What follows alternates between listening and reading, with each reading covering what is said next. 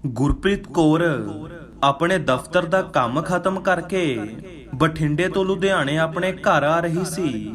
ਤੇਜ਼ ਰਫ਼ਤਾਰ ਹੋਣ ਦੇ ਕਾਰਨ ਉਸ ਦੀ ਗੱਡੀ ਬੇਕਾਬੂ ਹੋ ਕੇ ਸੜਕ ਦੇ ਡਿਵਾਈਡਰ ਤੇ ਜਾ ਵੱਜੀ।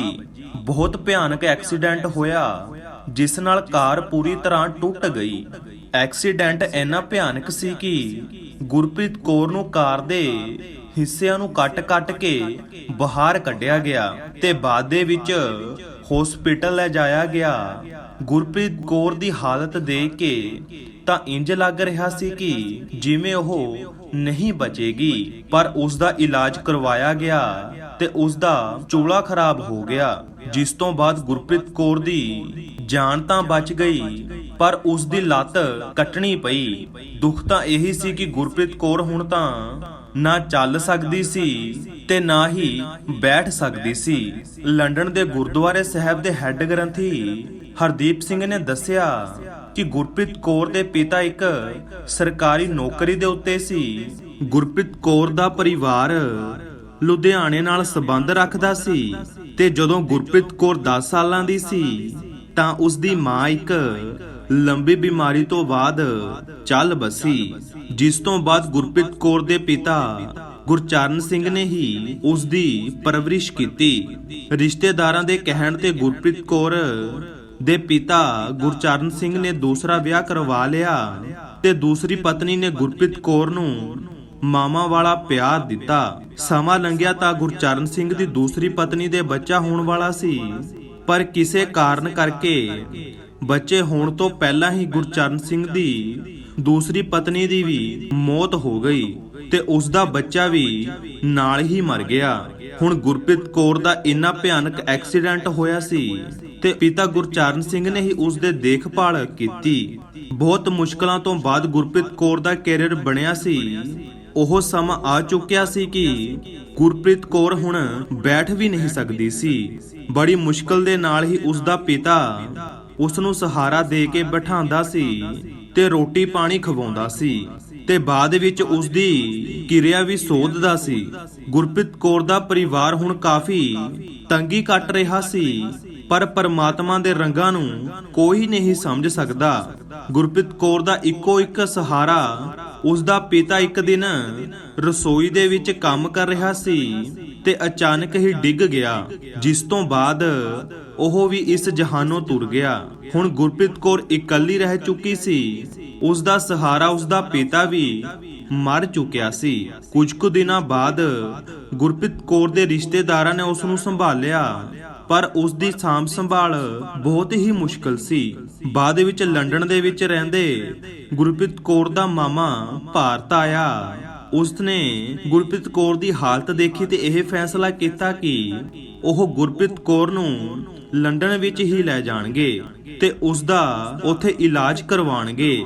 ਕੁਝ ਕੁ ਮਹੀਨਿਆਂ ਲਈ ਉਸ ਨੇ ਗੁਰਪ੍ਰੀਤ ਕੌਰ ਨੂੰ ਸਾਂਭਣ ਵਾਸਤੇ ਇੱਕ ਨਰਸ ਨੂੰ ਰੱਖਿਆ ਤੇ ਗੁਰਪ੍ਰੀਤ ਕੌਰ ਦੇ ਪੇਪਰ ਤਿਆਰ ਕਰਵਾ ਕੇ 2 ਮਹੀਨਿਆਂ ਦੇ ਵਿੱਚ ਹੀ ਉਸ ਨੂੰ ਲੰਡਨ ਲੈ ਗਏ।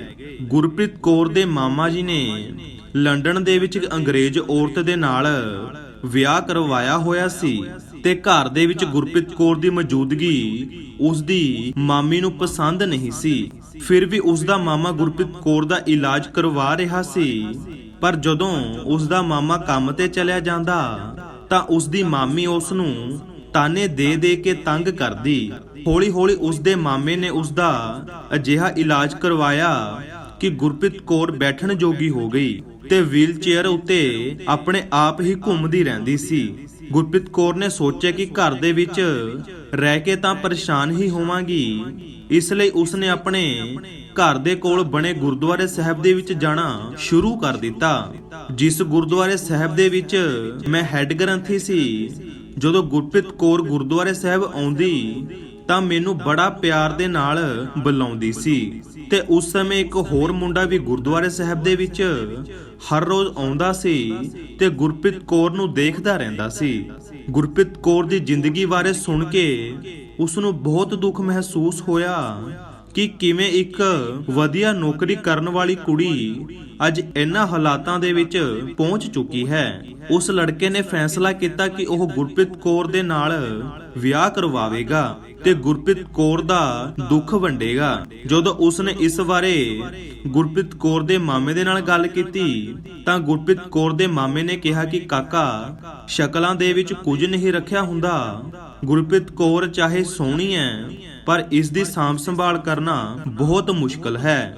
ਕੁਝ ਸਮੇਂ ਬਾਅਦ ਤੈਨੂੰ ਗੁਰਪ੍ਰੀਤ ਕੌਰ ਬੋਝ ਲੱਗਣ ਲੱਗ ਜਾਵੇਗੀ। ਇੱਕ ਵਾਰ ਸੋਚ ਲੈ, ਫਿਰ ਹੀ ਕੋਈ ਫੈਸਲਾ ਲਵੀਂ। ਉਸ ਲੜਕੇ ਨੇ ਕਿਹਾ ਕਿ ਮੈਂ ਸਾਰੀ ਉਮਰ ਹੀ ਗੁਰਪ੍ਰੀਤ ਕੌਰ ਦਾ ਖਿਆਲ ਰੱਖਾਂਗਾ।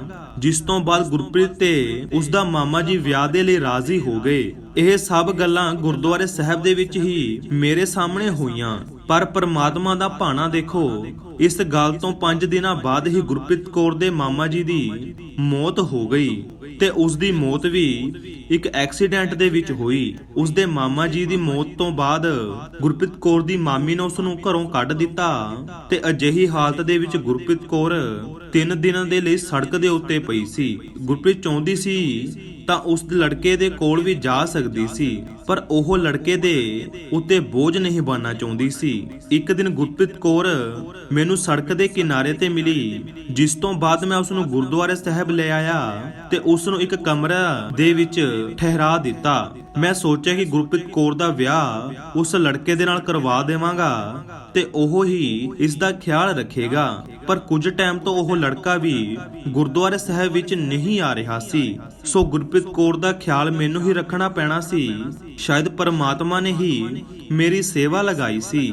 ਕੁਝ ਦਿਨਾਂ ਬਾਅਦ ਪਤਾ ਲੱਗਿਆ ਕਿ ਉਹ ਲੜਕਾ ਵੀ ਕੋਈ ਬਿਮਾਰੀ ਦੇ ਕਾਰਨ ਮਰ ਚੁੱਕਿਆ ਸੀ, ਜਿਸ ਦੀ ਉਡੀਕ ਮੈਨੂੰ ਤੇ ਗੁਰਪ੍ਰੀਤ ਨੂੰ ਸੀ। ਹੁਣ ਇਸ ਨੂੰ ਕੀ ਕਿਹਾ ਜਾ ਸਕਦਾ ਸੀ? ਉਸ ਵੇਲੇ ਤੱਕ ਤਾਂ ਗੁਰਪ੍ਰੀਤ ਕੌਰ ਇਕੱਲੀ ਹੋ ਚੁੱਕੀ ਸੀ। ਉਸ ਦੀ ਜ਼ਿੰਦਗੀ ਵਿੱਚ ਜੋ ਵੀ ਆਉਂਦਾ ਰਿਹਾ ਉਹ ਮਰਦਾ ਰਿਹਾ। ਪਰਮਾਤਮਾ ਕੀ ਚਾਹੁੰਦਾ ਸੀ ਕੋਈ ਵੀ ਨਹੀਂ ਜਾਣਦਾ। ਮੈਂ ਆਪਣਾ ਫਰਜ਼ ਸਮਝ ਕੇ ਗੁਰਪ੍ਰੀਤ ਕੌਰ ਨੂੰ ਕਿਹਾ, ਮੈਂ ਹੀ ਅੱਜ ਤੋਂ ਬਾਅਦ ਤੇਰਾ ਪਿਤਾ ਹਾਂ। ਕੁਝ ਕੁ ਦਿਨਾਂ ਬਾਅਦ ਗੁਰਪ੍ਰੀਤ ਕੌਰ ਨੂੰ ਆਪਣੇ ਜ਼ਖਮਾਂ ਵਾਲੀ ਜਗ੍ਹਾ ਤੇ ਉੱਤੇ ਕੋਈ ਤਕਲੀਫ ਮਹਿਸੂਸ ਹੋਈ ਤੇ ਮੈਂ ਉਸ ਨੂੰ ਡਾਕਟਰ ਦੇ ਕੋਲ ਲੈ ਗਿਆ। ਚੈੱਕਅਪ ਤੋਂ ਬਾਅਦ ਪਤਾ ਲੱਗਿਆ ਕਿ ਉਸ ਦੇ ਜ਼ਖਮਾਂ ਦੇ ਵਿੱਚ ਇਨਫੈਕਸ਼ਨ ਪੈ ਚੁੱਕੀ ਹੈ ਤੇ ਉਸ ਦੀ ਇਨਫੈਕਸ਼ਨ ਹੋਣ ਕਾਰਨ ਭਿਆਨਕ ਬਿਮਾਰੀ ਦਾ ਰੂਪ ਲੈ ਚੁੱਕੀ ਹੈ ਕਿ ਉਹ ਬਿਮਾਰੀ ਇੰਨੀ ਫੈਲ ਚੁੱਕੀ ਸੀ ਕਿ ਹੁਣ ਕੁਝ ਸਮਾਂ ਹੀ ਬਚਿਆ ਸੀ ਗੁਰਪ੍ਰੀਤ ਕੌਰ ਦੇ ਕੋਲ। ਹਸਪੀਟਲ ਦੇ ਵਿੱਚ ਗੁਰਪ੍ਰੀਤ ਕੌਰ ਆਪਣੀ ਜ਼ਿੰਦਗੀ ਦੇ ਸਫ਼ਰ ਬਾਰੇ ਸੋਚਦੀ ਰਹੀ ਤੇ ਰੋਂਦੀ ਰਹਿੰਦੀ ਕਿ ਇੱਕ ਦਿਨ ਗੁਰਪ੍ਰੀਤ ਕੌਰ ਨੇ ਕਿਹਾ ਕਿ ਬਾਬਾ ਜੀ, ਮੇਰੀ ਜ਼ਿੰਦਗੀ ਦਾ ਆਖਰੀ ਸਮਾਂ ਆ ਚੁੱਕਿਆ ਹੈ ਤੇ ਮੇਰੇ ਮਨ ਦੇ ਉੱਤੇ ਇੱਕ ਬੋਝ ਹੈ ਜਿਸ ਨੂੰ ਮੈਂ ਤੁਹਾਡੇ ਨਾਲ ਸਾਂਝਾ ਕਰਨਾ ਚਾਹੁੰਦੀ ਹਾਂ। ਗੁਰਪ੍ਰੀਤ ਕੌਰ ਨੇ ਦੱਸਿਆ ਕਿ ਇੱਕ ਵਾਰ ਮੈਂ, ਮੇਰਾ ਪਿਤਾ ਤੇ ਦੂਸਰੀ ਮਾਂ ਜੋ ਕਿ ਉਸ ਵੇਲੇ ਪ੍ਰੈਗਨੈਂਟ ਸੀ, ਬਠਿੰਡੇ ਤੋਂ ਲੁਧਿਆਣੇ ਆ ਰਹੇ ਸੀ ਕਿ ਸਾਡੀ ਗੱਡੀ ਦੇ ਵਿੱਚ ਟਕਰਾ ਕੇ ਇੱਕ ਬੰਦਾ ਜ਼ਖਮੀ ਹੋ ਗਿਆ। ਰਾਤ ਦਾ ਸਮਾਂ ਸੀ। ਉਹ ਬੰਦਾ ਸੜਕ ਤੇ ਪਿਆ ਤੜਪਦਾ ਰਿਹਾ। ਆਪਾਂ ਬਿਨਾਂ ਕੁਝ ਸੋਚੇ ਸਮਝੇ ਉੱਥੋਂ ਚਲੇ ਗਏ। ਮੈਨੂੰ ਅੱਜ ਵੀ ਯਾਦ ਹੈ ਕਿ ਆਪਣੇ ਪਿਤਾ ਨੂੰ ਮੈਂ ਕਹਿੰਦੀ ਰਹੀ ਕਿ ਉਸ ਨੂੰ ਹਸਪੀਟਲ ਲੈ ਚੱਲਦੇ ਹਾਂ। ਜੇਕਰ ਆਪਾਂ ਉਹਨੂੰ ਹਸਪੀਟਲ ਲੈ ਜਾਂਦੇ ਸ਼ਾਇਦ ਉਹ ਬਚ ਹੀ ਜਾਂਦਾ ਤੇ ਉਹੀ ਜਗ੍ਹਾ ਸੀ ਜਿੱਥੇ ਮੇਰਾ ਐਕਸੀਡੈਂਟ ਹੋਇਆ ਸੀ। ਅਗਲੇ ਦਿਨ ਆਪਾਂ ਅਖਬਾਰ ਦੇ ਵਿੱਚ ਦੇਖਿਆ ਕਿ ਮਰਨ ਵਾਲਾ ਬੰਦਾ ਆਪਣੀ ਫਸਲ ਵੇਚ ਕੇ ਆਪਣੇ ਘਰ ਜਾ ਰਿਹਾ ਸੀ ਤੇ ਉਹ ਆਪਣੇ ਘਰ ਦੇ ਵਿੱਚ ਇਕੱਲਾ ਹੀ ਕਮਾਉਣ ਵਾਲਾ ਸੀ। ਉਸ ਦੀ ਮੌਤ ਤੋਂ ਬਾਅਦ ਉਸ ਦੀ ਪਤਨੀ ਤੇ 2 ਬੱਚੇ ਨੇ ਜ਼ਹਿਰ ਖਾ ਕੇ ਆਤਮ ਹੱਤਿਆ ਕਰ ਲਈ। ਇਹ ਖਬਰ ਸੁਣਨ ਤੋਂ ਬਾਅਦ ਹੀ ਮੇਰੀ ਦੂਸਰੀ ਮਾਂ ਜੋ ਕਿ ਉਸ ਵੇਲੇ ਪ੍ਰੈਗਨੈਂਟ ਸੀ, ਪਰੇਸ਼ਾਨੀ ਦੇ ਵਿੱਚ ਰਹਿਣ ਲੱਗੀ ਤੇ ਇਸ ਦੁੱਖ ਤੇ ਤਕਲੀਫ ਦੇ ਵਿੱਚ ਹੀ ਉਹ ਆਪਣੇ ਬੱਚੇ ਨੂੰ ਜਨਮ ਦੇਣ ਤੋਂ ਪਹਿਲਾਂ ਹੀ ਮਰ ਗਈ। ਤੇ ਮੈਨੂੰ ਹੁਣ ਇਹੀ ਲੱਗਦਾ ਰਹਿੰਦਾ ਹੈ ਕਿ ਉਸ ਗਲਤੀ ਕਰਕੇ ਹੀ ਮੈਨੂੰ ਇਹ ਸਭ ਕੁਝ ਦੇਖਣਾ ਪਿਆ। ਗੁਰਪ੍ਰੀਤ ਦੀ ਗੱਲ ਸੁਣ ਕੇ ਮੈਂ ਪਰਮਾਤਮਾ ਅੱਗੇ ਅਰਦਾਸ ਕੀਤੀ ਤੇ ਕੁਝ ਕੁ ਦਿਨਾਂ ਬਾਅਦ ਹੀ ਗੁਰਪ੍ਰੀਤ ਕੌਰ ਉਸੇ ਹਸਪੀਟਲ ਦੇ ਵਿੱਚ ਮੇਰੀ ਬਾਹਾਂ ਦੇ ਵਿੱਚ ਦਮ ਤੋੜ ਗਈ। ਹੁਣ ਗੁਰਪ੍ਰੀਤ ਕੌਰ ਦੀ ਜ਼ਿੰਦਗੀ ਦਾ ਸਫ਼ਰ ਕਿੱਥੋਂ ਚੱਲਿਆ ਸੀ ਤੇ ਕਿੱਥੇ ਆ ਕੇ ਥੰਬਿਆ। ਮੈਂ ਤੁਹਾਡੇ ਅੱਗੇ ਗੁਰਪ੍ਰੀਤ ਕੌਰ ਦੀ ਸਾਰੀ ਜ਼ਿੰਦਗੀ ਦਾ ਸਫ਼ਰ ਬਿਆਨ ਕਰ ਦਿੱਤਾ। ਹੁਣ ਤੁਹਾਨੂੰ ਜਵਾਬ ਦੇਣਾ ਪਵੇਗਾ ਗੁਰਪ੍ਰੀਤ ਕੌਰ ਦੇ ਦੁੱਖਾਂ ਦਾ ਕਾਰਨ ਉਹ ਮਰਿਆ ਹੋਇਆ ਪਰਿਵਾਰ ਸੀ ਜਾਂ ਫਿਰ ਗੁਰਪ੍ਰੀਤ ਕੌਰ ਦੀ ਜ਼ਿੰਦਗੀ ਦੇ ਵਿੱਚ ਇਹ ਸਭ ਭੋਗਣਾ ਹੀ ਸੀ। ਨਵੀਂ ਵੀਡੀਓ ਲੈ ਕੇ ਜਲਦੀ ਹੀ ਆਵਾਂਗੇ। ਉਦੋਂ ਤੱਕ ਦੇ ਲਈ ਵਾਹਿਗੁਰੂ ਜੀ ਕਾ ਖਾਲਸਾ, ਵਾਹਿਗੁਰੂ ਜੀ ਕੀ ਫਤਿਹ।